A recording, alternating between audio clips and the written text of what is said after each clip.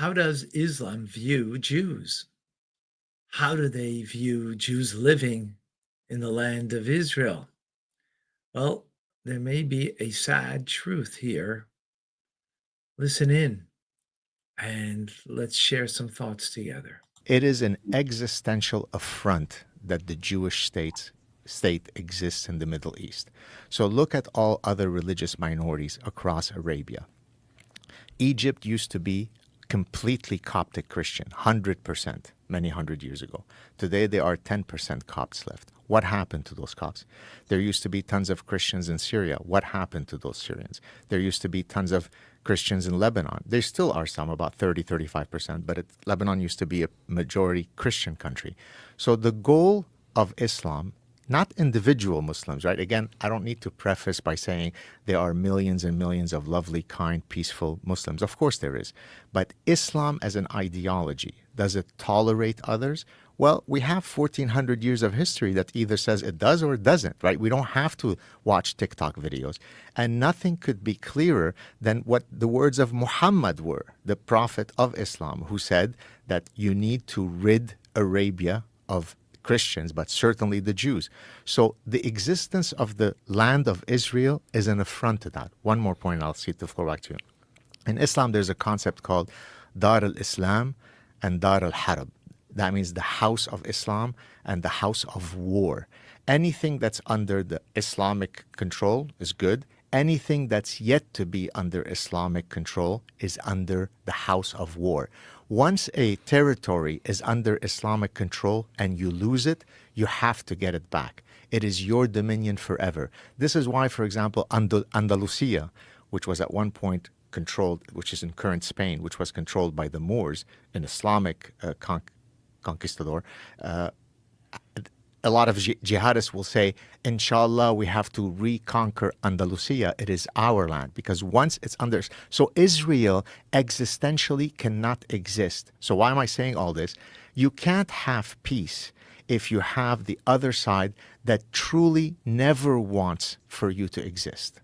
That's the bottom line. If you can change people's heart where they say, look, I get a piece of land, you get another piece, let's build an incredible, vibrant co-society together, you'd have peace. But if you're taught from straight out of the womb that the Jews is the reason for every calamity in the world, you're not going to have peace. But don't you think that there are Jews and there are Israelis that treat Palestinians as if they're less? There is that in Texas in terms of treating people who are Hispanic. The darkness of the human heart is not monopolized by one group. They are super nasty Jews, and they are incredibly lovely and kind Jews. They are super nice Muslims and incredibly brutal Muslims. So there is no monopoly on the darkness of the human heart. So I concede that. Of course, there are Jews that are not very keen on having Palestinian neighbors. But as someone who grew up in the two worlds, right, I'm an Arabic-speaking Jew. I hang around with tons of Muslims. I hang around with tons of Jews. Have I ever heard somebody in my Jewish family say, oh, God, I can't wait for us to eradicate the 1.52 billion Muslims in the world? I've never heard that. Have I heard incessantly all the time about, inshallah, we'll get rid of the Jews? Every second. You just have to say, hi, Ahmad. The next line is, God damn it, we got to get rid of the Jews. Now, it's become a lot. Is it really that common where you are? It's as common as the heat in Texas. It is definitional. As a matter of fact, I introduced a game, I mean facetiously, but I mean it seriously, 6 Degrees of Jew. So that's a play on 6 degrees of... Kevin Bacon. Exactly. So I give you a calamity in the world, and you've got up to 6 causal steps to blame the Jew. So an Amazonian frog just died in the Amazon. Go. And so I will post these on Twitter, and people give answers. Right. Now, oftentimes they're just playing along, but that's the mindset. You got diabetes? Well, that's because the Jews who are controlling the pharmaceutical industry are not releasing the drug. I'll give you a recent one that I faced. Okay. So I put up a police lineup of some guys that had been caught in Huddersfield, which is a town in England, who had been grooming and raping young British white girls. And you may or may not know this, I'm not sure if we've discussed it in the past, in Britain, over the past 25 years, there's been an unbelievable industrial scale level grooming and raping of young white girls by Asian men. That's a euphemism for men of a certain religious heritage, but you say they're Asian. So their names are, let me summarize them for you. Muhammad, Ahmad, Muhammad, Ahmad, Muhammad, Muhammad, Muhammad, Ahmad, Ahmad, Muhammad, Ahmad, Ahmad, Muhammad, Ahmad, Muhammad. Okay? So I put those up and I sarcastically said, I don't have a big enough brain to do the big data analytics to understand what is the commonality across all those gentlemen. Could anybody help me? Do you know how many people wrote to me and blamed it on the Jews? Not facetiously. So now I'm going to ask you, Joe. How? I was just going to ask you that. How is it when 3 Muhammads rape your 12-year-old British girl, you blame it on Mordechai? 3 Muhammads lead to Mordechai. Tell me how. You tell me. I don't know. How do they do it? Who let them in? It's the Jewish cabal who controls immigration policy. It's George Soros, the Jew, who controls the open society ideology. I don't think you could really just connect George Soros to Jewish if you look at his policies. He seems anti-Western civilization. I agree, but for the Jew hater, any causal explanation. So one individual who just happens to be Jewish, or they point to some other one. There's one I don't even know who she is. I think Barbara Lerner or something. Somebody will correct us in the comment section, where they show her saying something. Oh, we need to flood, and she happens to be Jewish. But for every Jewish person who is pro open door policy, there's a counter Jewish person. Here's one who is not for open border policies, right? Stephen Miller, who worked in the Trump administration, is Jewish. He's probably the biggest anti-open door immigration. So, but that's the mindset of the Jew hater. Everything is blamed. There's this incredible diabolical feature of the Jew that they're able to at times pretend that they're victims, but really they're diabolical and genocidal. It's grotesque, man. It's weird. It's just weird that it became so out in the open.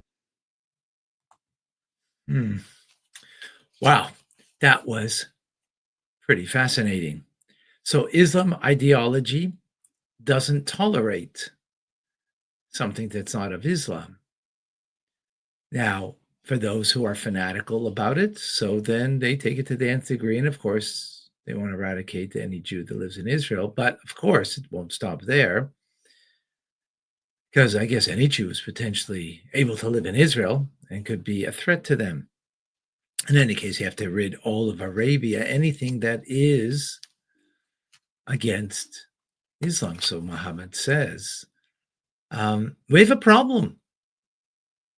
The world has a problem with this. But I'll be quite frank. It is a problem in the world, and it needs to be called out, and we have to be aware of it. And the powers that be have to recognize, and when it comes to whether it's immigration, when it comes to issues, whatever it might be, that need to be implemented, so be it. But I want to come from a different angle, that although there's an absolute truth to all of this, and therefore beware and be wise, but I don't want to live in such a world. I choose that that's not the world I want to live in. Now, I don't want to live in La La Land that is, a world is a make-believe, but I want to live in a world where goodness and kindness, devotion to others, devotion ultimately to God Almighty is what the message for the world. So yes, there's a message of anti-Semitism. We need to be aware of it. There's not just anti-Semitism, there's anti-Western civilization in Islamic doctrination. Absolutely. But the message that I carry, the message as a emissary of the Lubavitcher Rebbe and as a teacher of Jewish teachings of the Torah, is a message of goodness and kindness, of empowerment, that every human being is created in the image of God, and they're here for a purpose, to change the world for good.